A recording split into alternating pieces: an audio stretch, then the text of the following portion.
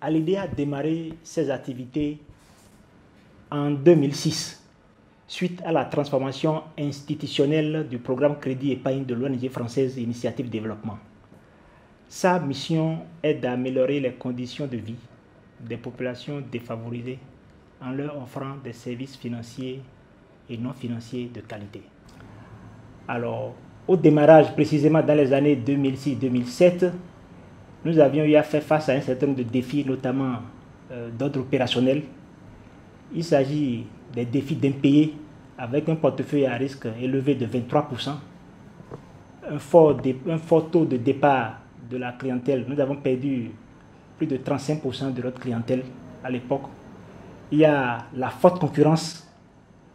Et le Bénin comptait à l'époque plus de 60 institutions de microfinance, sans compter les institutions non autorisées. Et puis enfin, le fort surendettement des clients. Face à l'ensemble de ces défis opérationnels, et pour rester collé à notre mission, nous avons agi sur trois leviers principaux. Il s'agit du personnel, de la clientèle et puis la transparence. Sur le personnel, il s'est agi de remettre le personnel en confiance en identifiant des indicateurs de productivité et de motivation pour doper le moral du personnel.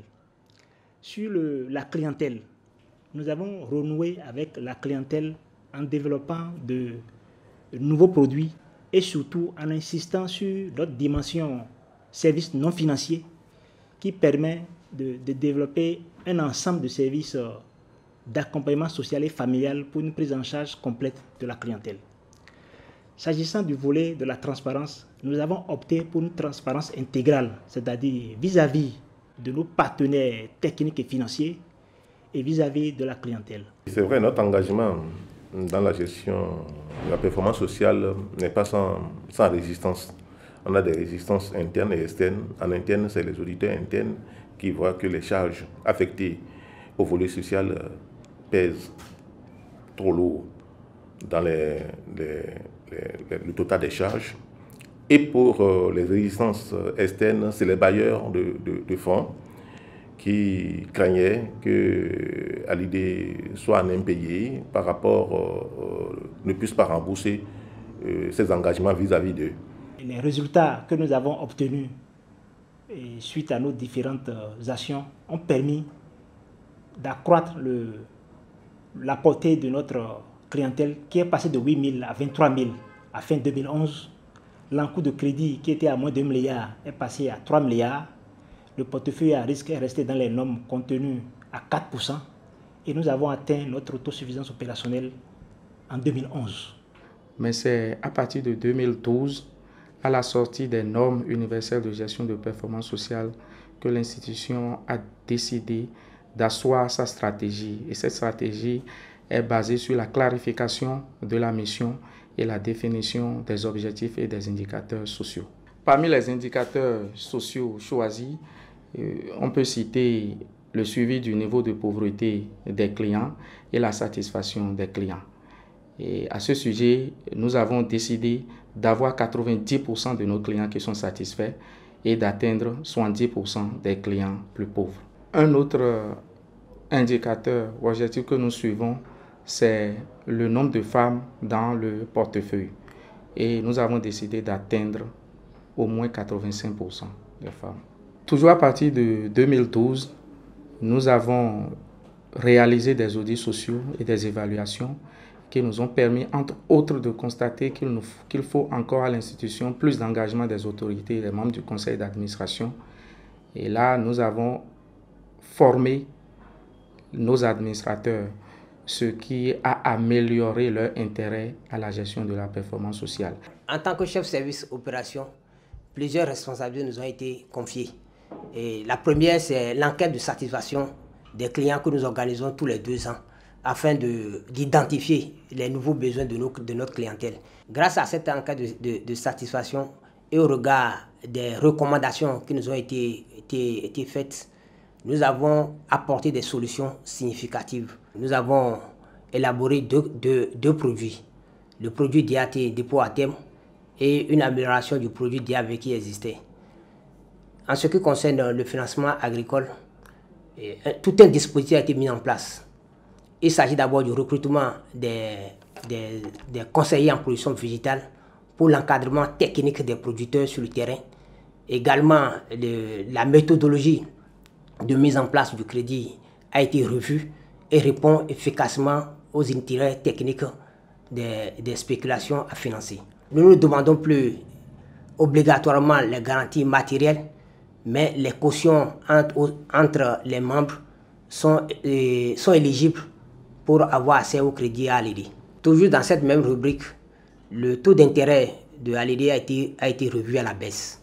Nous sommes passés de 24% à 18% l'an pour tous nos clients. Et en 2017, nous sommes passés du taux constant au taux dégressif, toujours pour améliorer la satisfaction de notre clientèle. Pour rendre davantage accessibles nos produits, nous avons créé 4 agences et 3 dans le milieu rural. Ces 2 dernières années, Alidi a fait face à quelques difficultés d'impayés dues à la situation de certains de nos clients qui sont dans le secteur agricole. Ils ont commercé avec le Nigeria et la crise du Nigeria a agi sur leur production. Donc, nous avons essayé de les comprendre dans leur situation pour ne pas opérer un recouvrement forcé, mais plutôt un recouvrement amiable. Avec cette approche de compréhension de recouvrement à l'amiable, nous sommes en train de rentrer progressivement dans nos fonds, étant entendu que c'est des clients avec lesquels nous voulons rester aussi longtemps que possible. Et récemment, nous avons élaboré un projet d'amélioration pour les principes de protection des clients. Comme action au niveau de ce projet, on peut citer la révision du code d'éthique et de déontologie, la formation des membres du conseil d'administration, l'actualisation du mécanisme de gestion des plaintes et la formation sur les principes de protection des clients pour tout le personnel de Alidi. Nous pouvons noter par ailleurs que Alidi a recruté des travailleurs sociaux. C'est des spécialistes de l'action sociale qui se chargent de l'accompagnement des familles et qui sont déployés dans chaque agence de l'institution. Ces personnes s'occupent aussi des crédits appelés crédits coup de pouce, qui sont des crédits à vocation socio-éducative offerts aux clients plus pauvres, qui sont appelés à passer de petits montants de crédit pour aller à des montants plus importants. Toutes ces actions mises en place grâce à la gestion de la performance sociale nous ont permis d'améliorer significativement nos résultats. En ce qui concerne le nombre de clientèle, nous sommes passés de 30 000 clients à 75 000 clients aujourd'hui. Et en ce qui concerne le portefeuille du crédit est passé de 1,2 milliard aujourd'hui à 4,5 milliards. En ce qui concerne l'épargne, nous sommes passés de 900 millions à 2,5 milliards actuellement. L'engagement de Alidi dans la GPS est encore très fort aujourd'hui, d'autant plus que les clients les plus fidèles de l'institution, c'est ces clients-là que nous avons accompagnés depuis le volet social jusqu'au volet économique. Et ils ont fait beaucoup de temps avec nous et ils ont pris même Alidi comme leur maison. Et si on leur dit aujourd'hui de quitter Alidi, ils ne quittent pas. Et au niveau du conseil d'administration aujourd'hui, on peut dire qu'il y a quelqu'un qui porte les normes universelles de la gestion de performance sociale et qui pose des questions là-dessus. Et la gestion de la performance sociale doit normalement servir de base pour le développement de toute institution qui veut prospérer. Il s'agit de ne pas seulement voir la performance financière, mais la performance financière même intégrée dans la performance sociale. Alidi est toujours dans la GPS et va toujours y rester.